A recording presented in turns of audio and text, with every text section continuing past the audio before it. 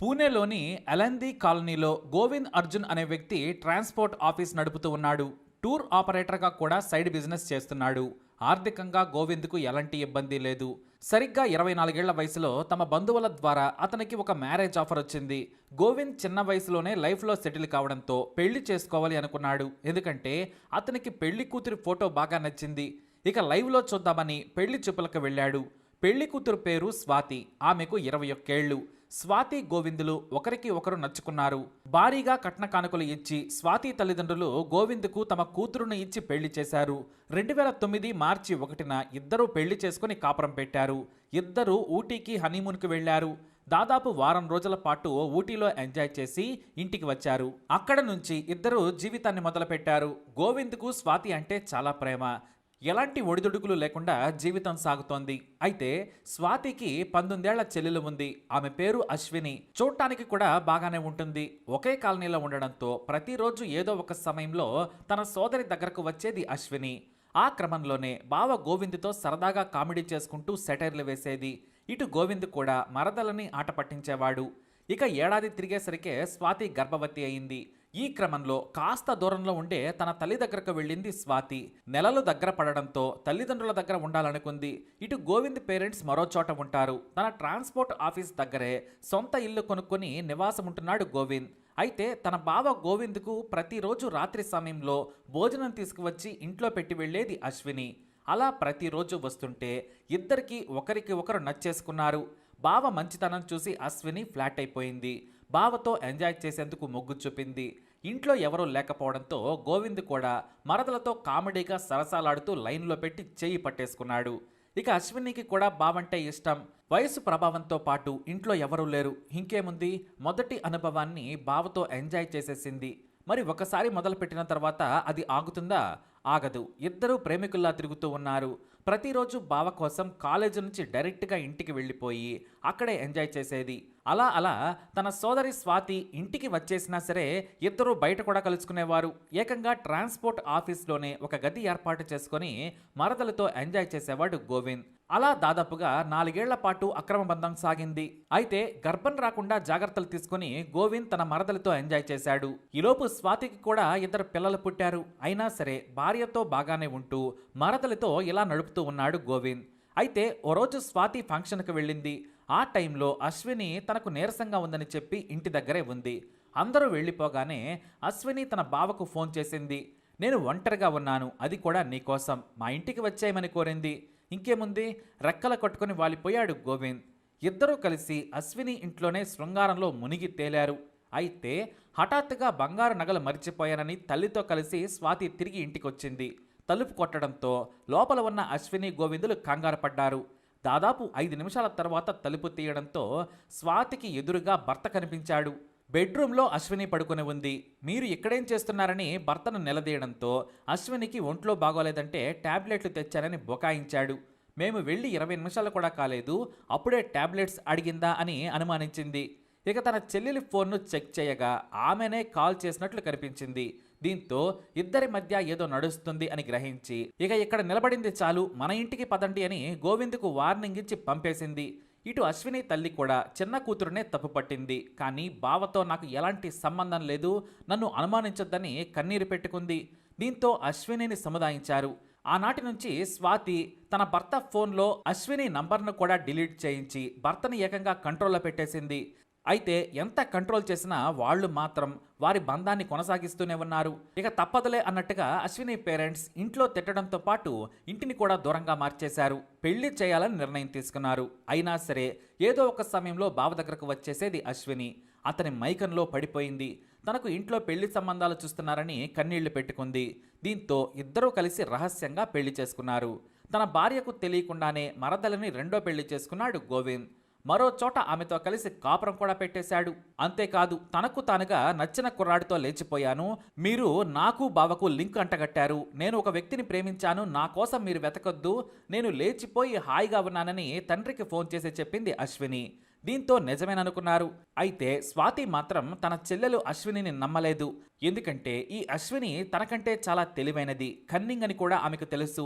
దీంతో తన తండ్రికి విషయం చెప్పి గోవిందును రహస్యంగా ఫాలో కావాలని కోరింది. దీంతో తన పెద్ద కూతురు చెప్పిందని అశ్విని తండ్రి 2 రోజులు రహస్యంగా ఫాలో కావడంతో తన చిన్న కూతురు లేచిపోయింది, మొదటి కూతురు మొగుడుతేనని తెలిసి లబోదిబమన్నాడు. ఆ వెంటనే స్వాతి పెద్దల ముందు పంచాయితీ పెట్టింది. అయితే అశ్విని ఎదురు తిరిగి తాను బావని పెళ్లి చేసుకున్నానని తెగేసి చెప్పినా ఎవ్వరూ కూడా ఆ పెళ్లికి ఒప్పుకోలేదు. నలుగురికి తెలియకముందే మరో పెళ్లి చేస్తామని బలవంతంగా అశ్వినిని ఇంటికి తీసుకెళ్లిపోయారు. ఇటు స్వాతి ప్రతిరోజు భర్తతో గొడవ పడేది. పెళ్లాన్ని 2 పిల్లలను వదిలేసి ఇదేం పనిని నిలదీసింది. మరోసారి తన చెల్లెల దగ్గరకు వెళితే ఆత్మహత్య చేసుకుంటానని భయపెట్టింది. ఇక అశ్విని ఫోన్ నంబర్ను మార్చేసి ఆమెకు పెళ్లి సంబంధాలు చూడడం మొదలుపెట్టారు. 6 నెలల పాటు గోవింద్ అశ్విని మధ్య ఎడబాటు వచ్చింది. అయితే ఈ గ్యాప్లో అశ్విని నదీం ఖాన్ అనే యువకుడితో ప్రేమలో పడింది. అతను ఉత్తరప్రదేశ్ నుంచి వచ్చి పూణేలో ఉద్యోగం చేసుకుంటూ గడుపుతున్నాడు. తన కాలనీలోనే ఉండే నదీం ఖాన్తో తిరుగుతూ ఎంజాయ్ చేస్తోంది. ఈ విషయం కాస్త స్వాతి ద్వారా గోవింద్కు తెలిసింది. దీంతో తన మరదలని వేరేవాడు పటాయించాడనుకొని మరోసారి దగ్గరయ్యాడు. ఎంతైనా తాను రహస్యంగా తాళి కట్టానని చెప్పి అశ్వినితో తీయగా మాట్లాడుతూ తన దగ్గరకు రప్పించుకున్నాడు. మరో చోట గది తీసుకొని ఇద్దరూ ఎంజాయ్ చేయడం మొదలుపెట్టారు. ఇంకా చెప్పాలంటే బావంటే అశ్వినికి తెగ ఇష్టం. పిలవాలే కానీ ఎవ్వరూ ఆపినా ఆగేటట్టు లేదు అశ్విని. అందుకే అశ్విని మరోసారి తన బావకు దగ్గరైంది. అలా అని ఈ గ్యాప్లో నదీంతో కూడా ప్రేమాయణ నడుపుతూనే ఉంది. ఇద్దరితో ఎంజాయ్ చేస్తుంది. అయితే ఈ నదీం ఏం చెప్పి ఒప్పించాడో కానీ రహస్యంగా ఇద్దరు పెళ్లి చేసుకున్నారు. ఆ పెళ్లి తర్వాత బావకు కంప్లీట్గా కట్టిఫ్ చెప్పేసింది.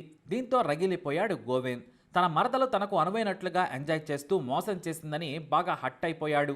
తాను నదీంను పెళ్లి చేసుకున్నానని సమాచారం ఇచ్చి ఫోటోలను కూడా పేరెంట్స్కు షేర్ చేసేసింది. ఇక అప్పటికే కూతురితో విసికి వేశారన్న అశ్విని పేరెంట్స్ మొదట ఆమెను పట్టుకొని ఇంటికి తీసుకొచ్చేందుకు ప్రయత్నించారు. కానీ ఆమె తాను హాయిగా బ్రతుకుతున్నానని చెప్పింది. తమ కోసం వెతకొద్దని, తన గురించి పోలీసులకు కూడా ఫిర్యాదు చేయొద్దని కోరింది.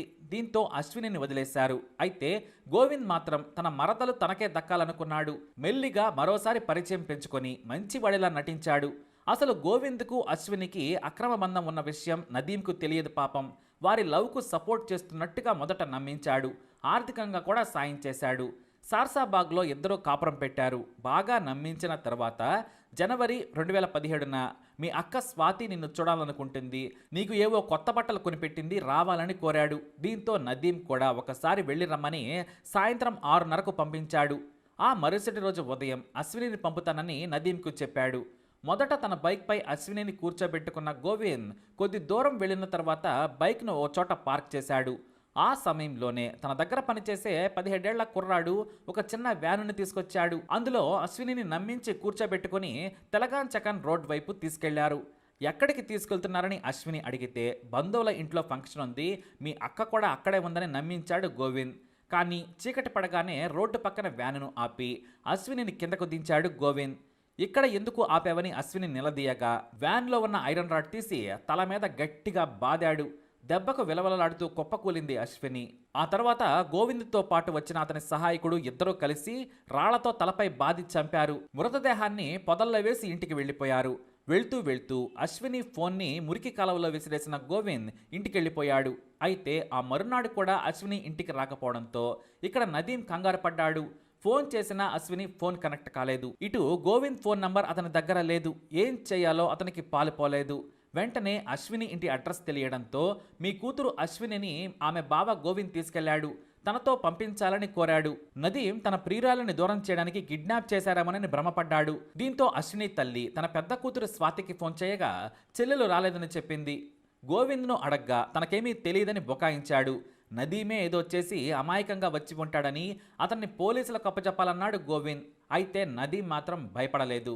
ఇక అశ్విని తల్లి పోలీసులకు ఫిర్యాదు చేయడంతో పోలీసులు స్వాతిని విచారించగా తన భర్త కాస్త టెన్షన్లో ఉన్నాడని, ఎప్పుడూ లేనిది జనవరి 5 రాత్రి బాగా మద్యం తాగి నిద్రపోయాడు, ఆ మరునాడు ఉదయమే ఆఫీస్కి వెళ్ళి భోజనానికి కూడా రాలేదని చెప్పింది. అయితే ఆ మరునాడు ఉదయమే వెళ్ళి అశ్విని మృతదేహంపై పెట్రోలు పోసి నిప్పంటించాడు. అంతేకాదు ఒక వీధి కుక్కను చంపి ఆమె మృతదేహంపై వేసి కాల్చి అనుమానం రాకుండా జాగ్రత్త పడ్డాడు.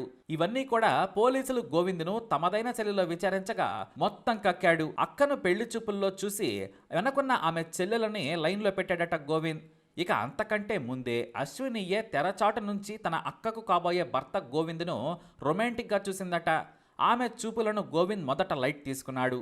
రాను రాను ఆమె చూపుల వెనక ఇష్టం ఉందని గ్రహించి అక్కతో కాపురం, చెల్లెలతో అక్రమ బంధం నెరిపాడు. కానీ తన మరదలు వేరే యువకుడితో లేచిపోయి పెళ్లి చేసుకోవడాన్ని తట్టుకోలేక హత్య చేశాడు గోవింద్. ఇప్పుడు జైల్లో చెప్పకూడు తింటున్నాడు. మరి ఇలాంటి ఇన్ఫర్మేషన్స్ కోసం ఇప్పుడు లైక్ చేయండి, షేర్ చేయండి, మా ఛానల్ని సబ్స్క్రైబ్ చేసుకోండి.